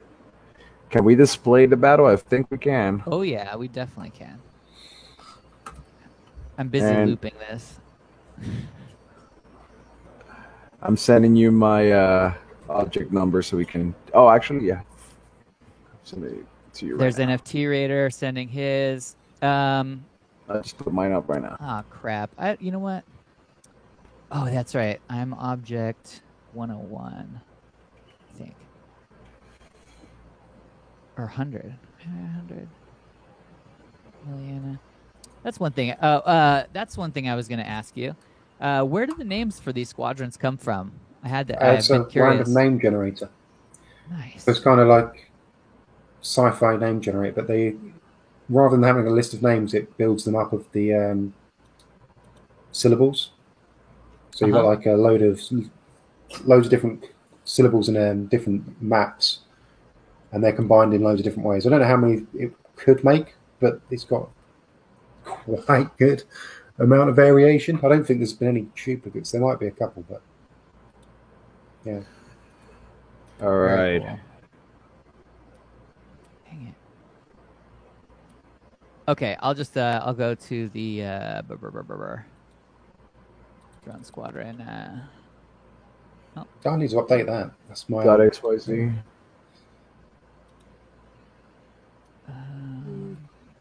big drone squadron.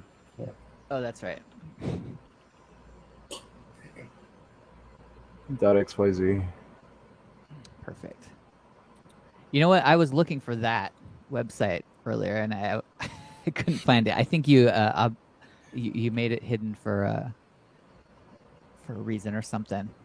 Not that it didn't look bad. You said the update. Oh, it's my old freelance website. So I just Gotcha. just sitting up there. I haven't done any of that for years, 5 years maybe. Oh wow. All right. 1, 2, 3, 6, 4, 2. That's gonna Yep. be you. Oh, here we go, boys and girls. All right. I'm gonna pitch you against NFT Raider because I don't have my number with me right now. All right, Megantu 1, squad, get ready for launch. 135031. Here we go. Fight. Come on, boys.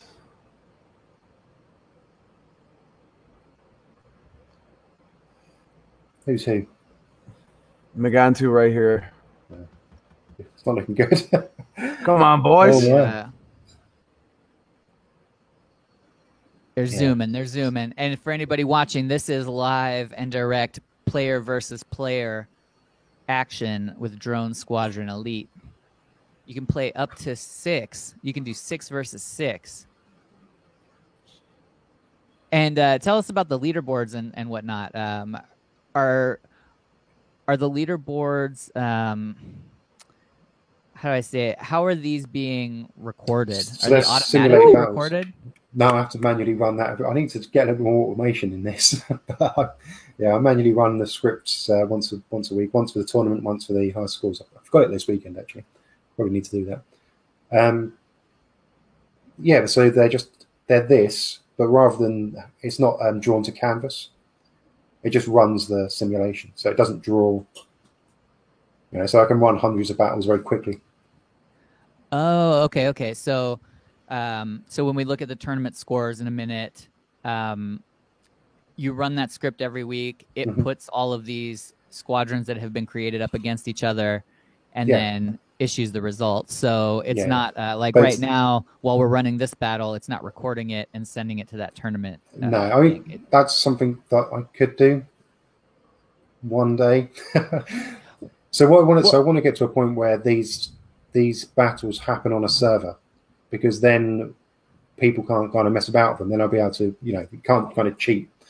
If it happens on a server, then the results are kind of sent to just be kind of replayed, as it were. Right. And then you can start doing some kind of interesting stuff with rewards and upgrades, and But at the moment, because everything runs in the browser, the JavaScript runs locally in the browser, you'd just be able to cheat it. So right, it's not really possible. But once, if I move it to a server, you run the script, then you'd get the results, and you'd draw the results to the screen. Yeah. And then then lots of other interesting things would happen. Well, and I think this is cool. Like knowing that,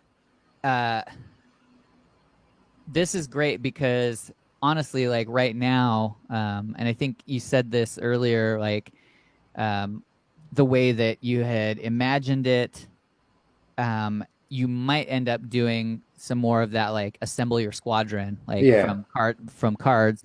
Like that is a really cool idea for when you have a lot of people being active in the community and who know about it and investing in their squads.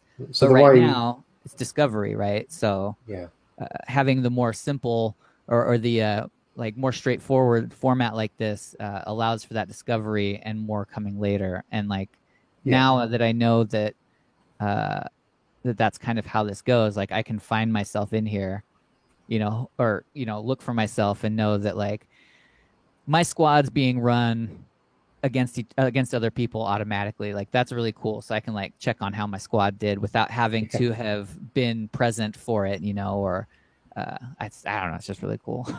Yeah. Well, so it's a couple. So I want to do Discord battles at some point. So they would be run automatically like throughout the week. So you'd have like a schedule of battles, and then the results can be spat out to the Discord server. Right. So you'd be able to view the results on the channel, and you'd be able to kind of watch the battle, kind of like text based, but you'd be able to see how you're getting on. And then you'd be able to run like a kind of league of that. Then, so that's one of the things I'm thinking of doing. Nice. But the building your squad, I want to build. It's possible to build an entire economy around this. So I could have like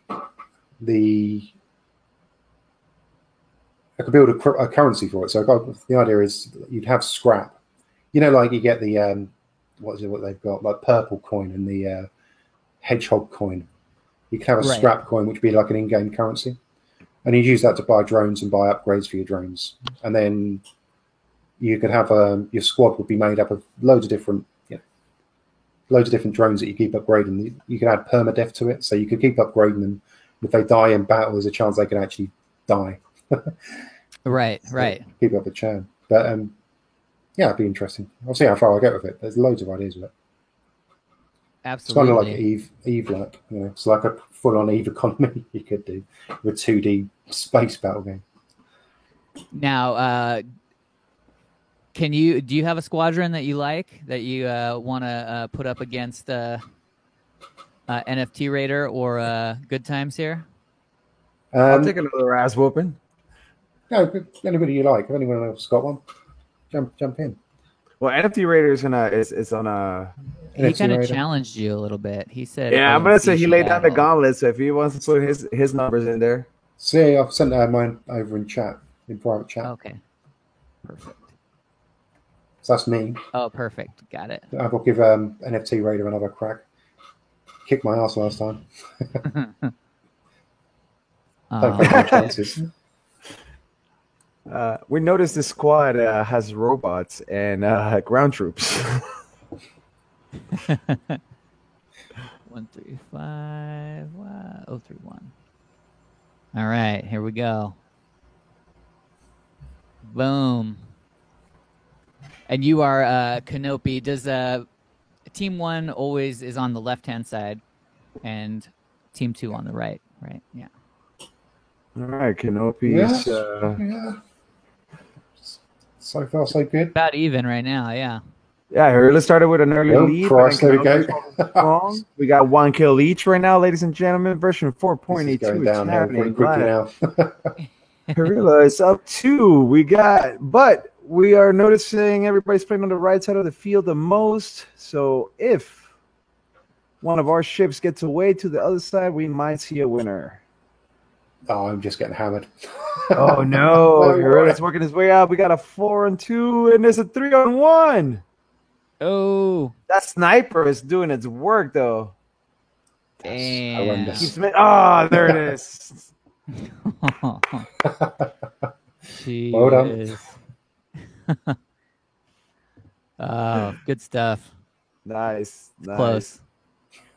All right, guys, we need to start like a fight club with these where we just do it underground at night and there's actual Teslas gambling involved. But we can't tell anybody about it because that's the first rule of Squad Club.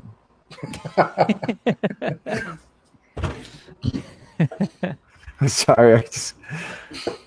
His name is Andy Goodtimes. His name is Andy Goodtimes. His name is Andy Goodtimes. That's awesome. All right. Well, I want to thank you again for hanging out with us and taking time out of your busy day. I was so looking forward to this. So it's cool to kind of know what was behind everything. And we would love to have you back sometime. Either way, we want to keep in touch. So, again, thank you for creating all this stuff and just being crazy creative and busy all the time. Yes, sir. Thank you so much. No worries. Awesome. You're welcome. Love it. Thank you. Yeah, and Good if you have times. any projects coming up or anything, please reach out. We'll be happy. We definitely want to promote it. And, Showcase. whatever you got the going on. next thing coming up will be more improvements down radio, and then I need to work out what I need to do next. Cool. Excellent. Something different. And we'll be looking for that split royalties. Hey, maybe we'll be able to participate and help make it happen. Who knows? Yeah. Hey. Awesome. All right. Well, thank you very much, and we'll talk to you later, and we'll see you in the Twitter sphere and all over. Will do. Cheers, guys. Thank you very right. much. Take care. Good times. Cheers. Thank you. Good times. Yes, sir. Good It's times about that indeed. time. Good times. Good times. And it's about that time for us, sir. It is. It's been an absolute. We end on a high note. Yes. Jesus. I'm gonna dream about that thing.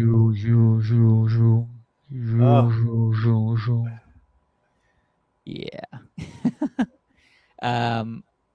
But yeah, so we're taking a break next week. There will be no live stream next week. Gonna kind of center ourselves. Yeah. I love touching grass. Touch grass and do other things. I don't know. This is 48CP, which is the evil twin of PC84. Oh.